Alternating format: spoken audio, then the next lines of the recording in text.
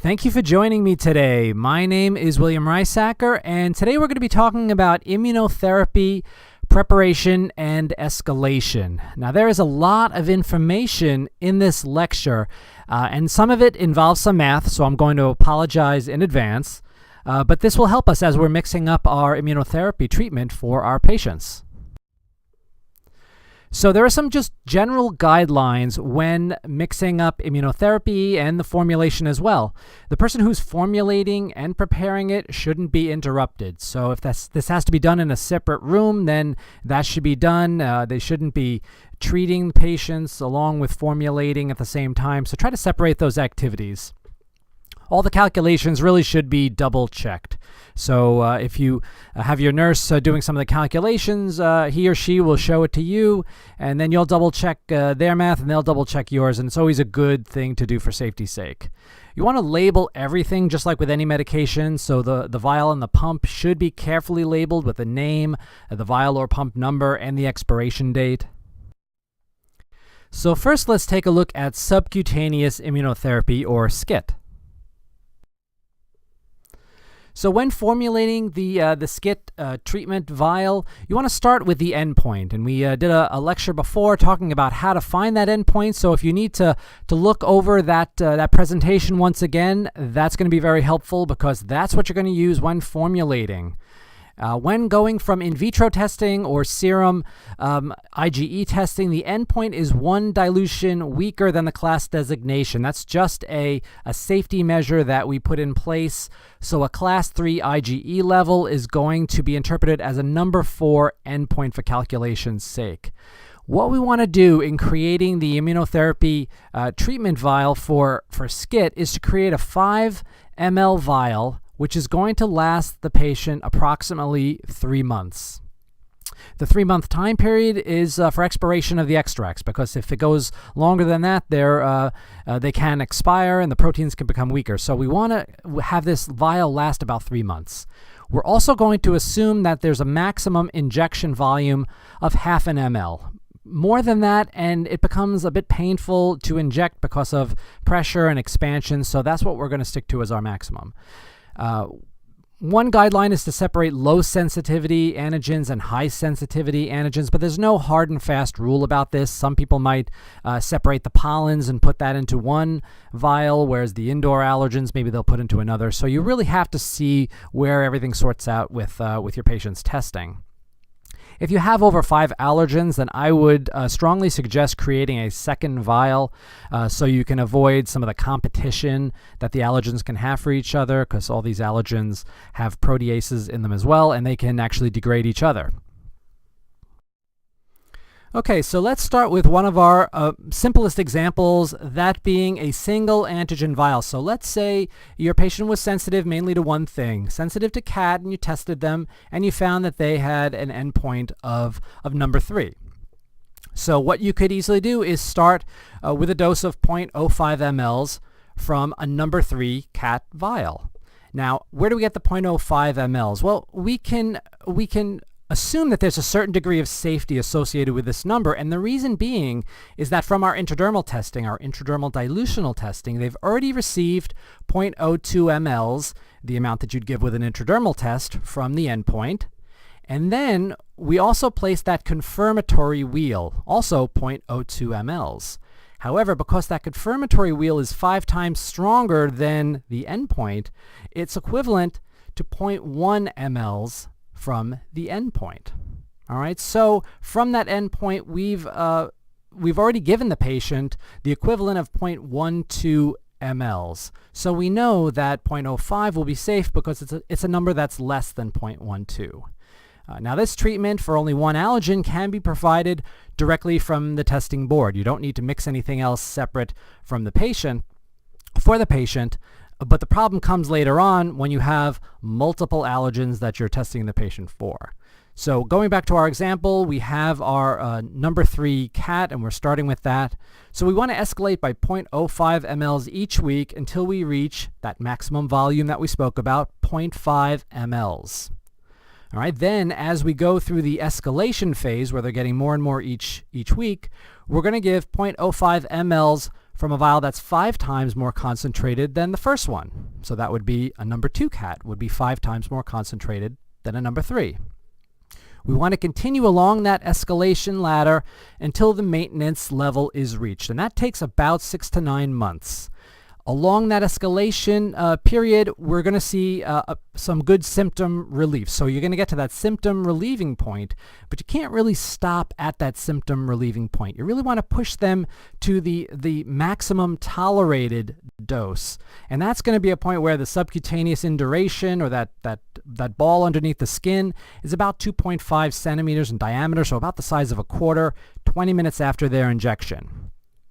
Then we're going to continue the injections for about 3 to 5 years, weekly for the first year, and then we're going to extend it every other week for the second year, and then every 3 to 4 weeks by the end for their maintenance phase.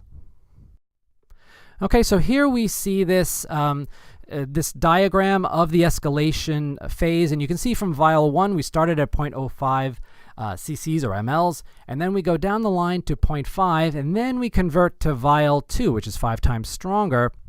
And then we start back at 0.05 mLs and then go down the line. Now you can see that this is actually a little bit of a back step, because 0.5 mLs from vial 1 would actually be equivalent to 0.1 ml from vial 2, but we've started at 0.05, so it's a little bit of a backtrack, but again, that's a safety measure, and you also have to consider that vial 2 is a little bit stronger, so maybe by the time you got to the end of vial 1, it lost a little bit of its potency, so it's this really does provide a very smooth escalation for the patients. Now let's see what happens when you have more than one allergen. So with a multiple antigen vial, each patient needs to have their own vial because it contains their special mixture of the things that they're sensitive to and the things that they're being desensitized to. This is very helpful because it minimizes the number of injections. If you were treating off of the testing board, and say a patient was sensitive to 10 allergens that you were treating for, you would have to give them 10 separate injections. Mixing up a multiple antigen vial also keeps the injection volume low. Now, technically, this is an off-label usage for the extracts. They were FDA approved only for single antigen use, not mixing them together. But many allergists will use this for the reasons described above. The vials should last about 3 months, and we're going to talk about how to assure that that's going to happen. And we want the multi-dose vial to contain at least 10 doses. And the way we calculate that is if you have 5 mLs and say you were treating with the maximum dose of 0.5 mLs, then that's going to give you those 10 doses. And if you're doing it every week, that's going to last about 3 months. So that's a good way of making sure that you have enough volume and you're not going to let the vial go for so long that the proteins are going to degrade. But the problem that we encounter is, how do you fit all of those allergens into one vial? Okay, so before we go any further, unfortunately, we have to do a little bit of a math review. And I want you just to look at the first line, 5 mLs of a number 3 antigen A. Now take a look at the line below that, 1 ml of a number 2 antigen A. Now what I'd like you all to realize is both of those lines contain the same amount of antigen. Because if you go from a number 3 to a number 2, you're going to something that's 5 times more concentrated in terms of the antigen. So you can drop back by a factor of 5 on the volume and still maintain the same amount of antigen. Now if we go to the line below, we see 0.2 mLs of a number 1 antigen A. So now we're going 5 times more concentrated than the number 2. So again, we're dropping back on volume-wise by a factor of 5. And so we're in all 3 of these lines, there are the equivalent levels of antigen A. So if we take our single allergen model for a 5 cc 10-dose vial for antigen A, which we're desensitizing the patient towards, you take the maximum dose, which is 0.5 cc's for any injection. And you take that from the number 3, and you assume 10 doses because you want this to last about 3 months, and that's going to give you your 5 ml vial. But again, things get a little bit trickier once you have more than just one allergen. But on the next slide, we're going to look at how to be sure that your vial is going to last the 3 months by having the proper amount of glycerin. So glycerin is what we use to extend the shelf life of our allergen extracts. And if you want a vial to last about 3 months, you want there to be about a 10% concentration of glycerin. So that would be the equivalent of about a number 1 dilution. Because the stock solutions, the concentrates come in about a 50% glycerin solution. So if you have a 5 cc multi-dose vial, then at least 1 ml of that solution needs to be 50% glycerin. In that case, we're going to end up with about a 10% glycerin solution, and it's going to last us our 3 months. So where can we get the 50% glycerin? Well, we can use a 50% glycerin stock solution, or we can use concentrated allergen extracts, which also come in 50% glycerin. So now let's look at our first example, and this is one of our simplest examples. Antigen A, which endpointed at 6. We wanted to create a 10-dose vial, so we made 5 mLs of the number 6, and we just probably pulled that right off of the testing board, and we have the 5 mLs of antigen that we need. But now, what happens when we have more allergens? So here we see now we're in a bit of a dilemma. We have 4 antigens, A, B, C, and D, and their respective endpoints. Now, if we wanted to create a 10-dose vial and we took 5 mLs of each of these, we're going to end up with a final volume of 20 mLs. Now, this isn't going to fulfill our criterion of having a final volume of 5 mLs, and certainly these antigens are going to be much too dilute in the final treatment set. So how can we get around this? Well, if we use the concept that smaller volumes of a more concentrated solution will be equivalent, again from our math example a couple of slides ago, if we took 0.2 mLs of a number 4, which would also be equivalent to 1 ml from a number 5, that would give us a smaller volume. Now let's try that with the others. So with antigen B, we can take 0.2 mLs of a number 1, and going down the line to C, that's 0.2 mLs of a number 3, and then for D, we can go 0.2 mLs from concentrate. Now let's look what our total volume of antigen is. Okay, so this is good. Our total volume of extract is 0.8 mLs. Certainly we're underneath our 5, so we have plenty of room to go. Now what about glycerin? Do we need to add any glycerin to get this up to a 10% solution? Well, yes, we need to add 0.8 mLs of glycerin. Now you're saying, well, why wouldn't we add 1 ml of glycerin, right? 1 ml of glycerin to a final volume of 5 mLs is going to give you a 10% solution. But we've already got some 50% glycerin. Look at antigen D. That already has 0.2 mLs of concentrate. So we only need to add 0.8 mLs of our 50% glycerin stock solution. And from this point on, it's a very simple math equation. We just want to get to a final volume of 5. So here we add 3.4 mLs of diluent, which is just phenylated saline.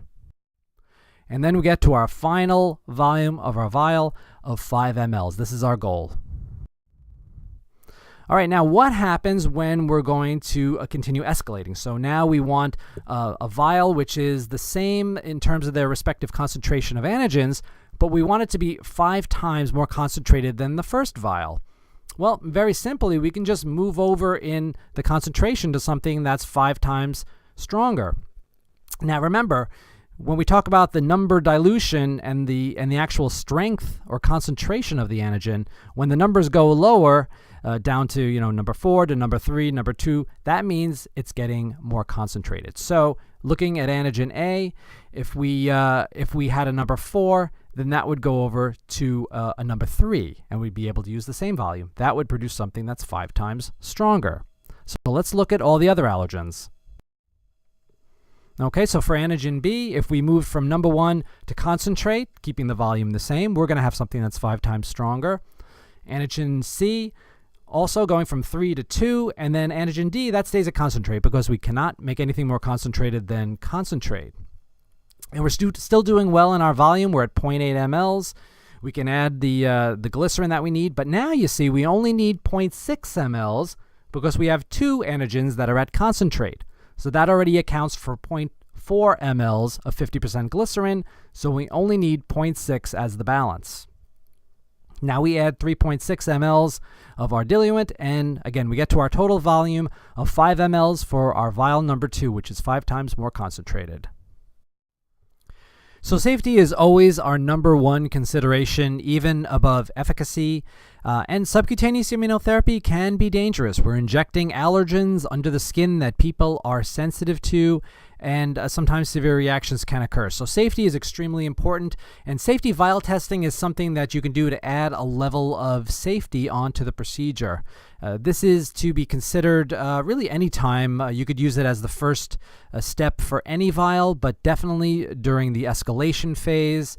When you first start immunotherapy, when immunotherapy is based on serum-specific IgE testing, unusual wheeling patterns that have occurred during testing, or even if a patient has had a lapse in therapy. But it's never a bad idea to do the safety vial test when giving an injection, a first injection from that vial. And the way you do it is really similar to the way you do your intradermal testing. You raise that 4-millimeter wheel. You read it in 10 minutes.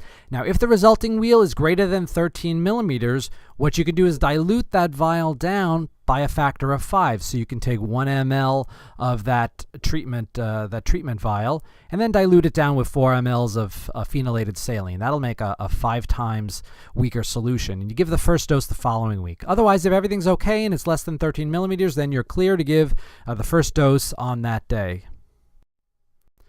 Okay, so let's switch gears a little bit and talk about sublingual immunotherapy. So with sublingual immunotherapy, we're delivering the same allergen extracts that we give during subcutaneous immunotherapy, but we're just exposing it to a different part of the body. The immune system in the mouth is very active, just like the immune system under the skin is. They're both entry points in the body, so they can very readily accept these extracts and desensitize the body. For sublingual immunotherapy, usually a vial, a pump, or a dropper bottle is used, and we only use the concentrated extracts in these formulations. Many people are not even using an escalation phase with sublingual immunotherapy, but if they do, it's usually a very short escalation phase, maybe just a few days or a few weeks.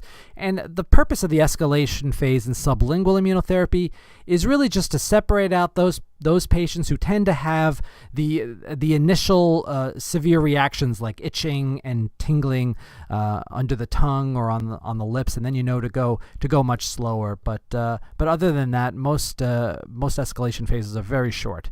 The therapy is performed at home, so adherence, monitoring of how much of the extract and how many times a day it's being used is really difficult to measure. Unfortunately, some patients will try to lower the dose or lower the frequency of the dosing to extend the treatment because it's being paid for out of pocket, perhaps.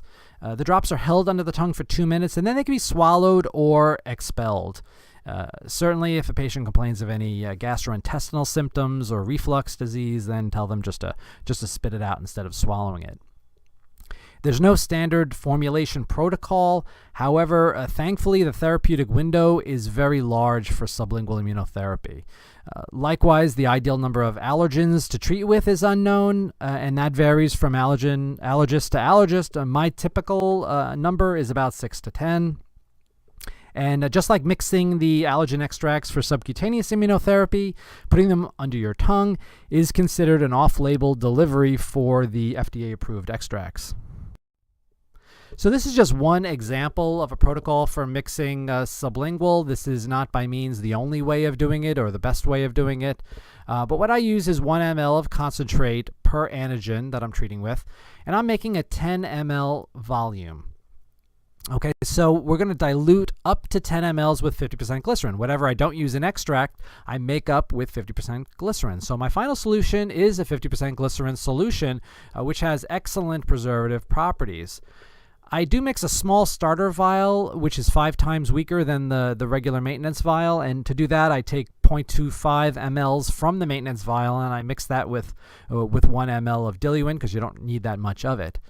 So for days 1 to 5, I do 1 to 5 drops daily. So day 1, they take 1 drop. Day 2, they take 2 drops. Then 3, they take 3 drops, so on and so forth until they get to day 5.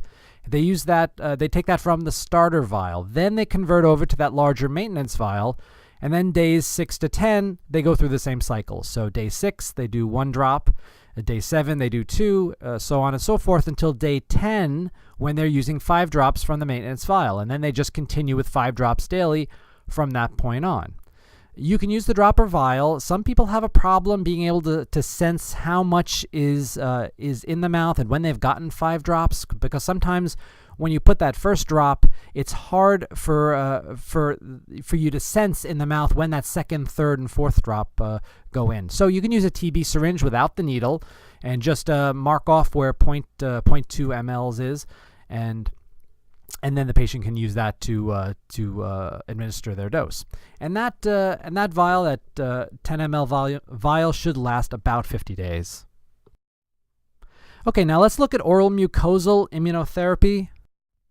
So oral mucosal immunotherapy is sort of an expanded version of sublingual immunotherapy where you're taking advantage of not only sublingual delivery, but also buccal and vestibular delivery, where the Langerhans cells are very concentrated. For this, a metered pump is used, and again, only concentrated extracts are used in the formulation. The daily dose is 2 pumps per day, and that can be divided into 2 pumps once daily or 1 pump twice daily, depending on the brushing habits of the patient. And if they have a favorite toothpaste that they like to use, they may want to use the Omit toothpaste the first time of the day and use their favorite whitening toothpaste in the evening time.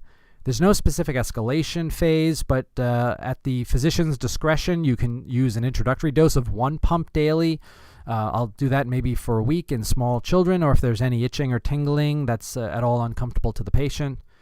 Just like with sublingual immunotherapy, the therapy is performed at home. So adherence and monitoring can be issues. Of course, with toothbrushing, you would hope and assume that that's being done every day to keep adherence maximized. It uses a standard brushing for 2 minutes, and then the toothpaste is expelled as any normal toothpaste would be, because it has all the normal ingredients that a standard toothpaste has. There's no standard formulation protocol, just like with sublingual.